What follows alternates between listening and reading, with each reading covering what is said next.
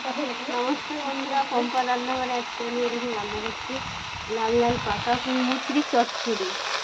বাঁধাকপি, ফুলকপি, শিম, এরকম দেখেছেন তো? এরকম কুমড়োর দেখুন কি সুন্দর কালার, দেখবেন তরকারি সেই হবে। সব কুমড়ো সব গাজর আছে, সব একসাথে দিয়ে এরকম চচ্চড়ি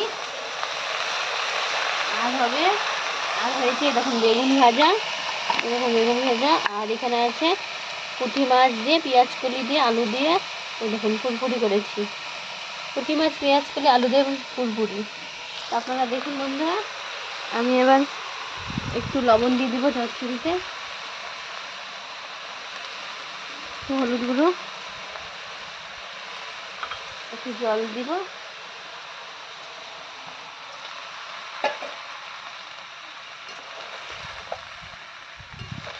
দিয়ে এই চচ্চড়িটা লাল হয়ে যাবে।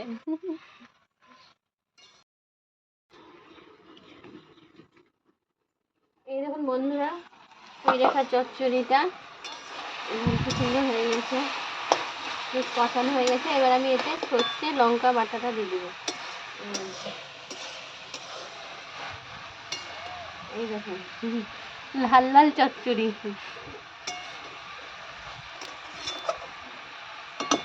শুধু পুঁই মুচড়ি ভাজাও ভালো লাগে খেতে। শুধু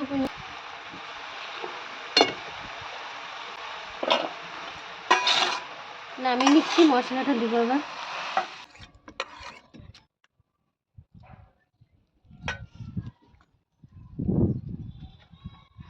তেল দিয়ে দিলাম,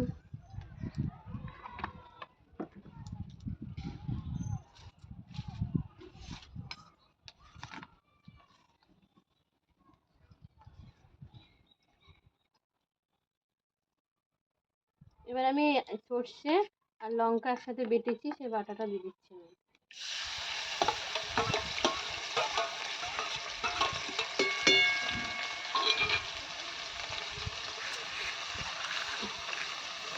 আমি স্বাদ মতন একটু চিনি দিয়ে দিচ্ছি।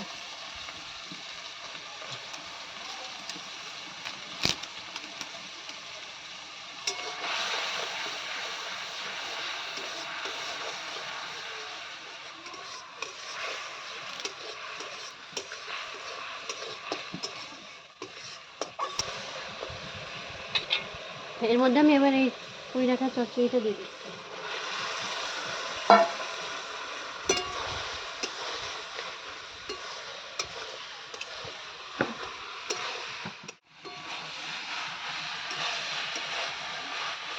এরকম বন্ধুরা পুঁই মুচড়ি চচ্চড়ি আমি নামিয়ে নিচ্ছি।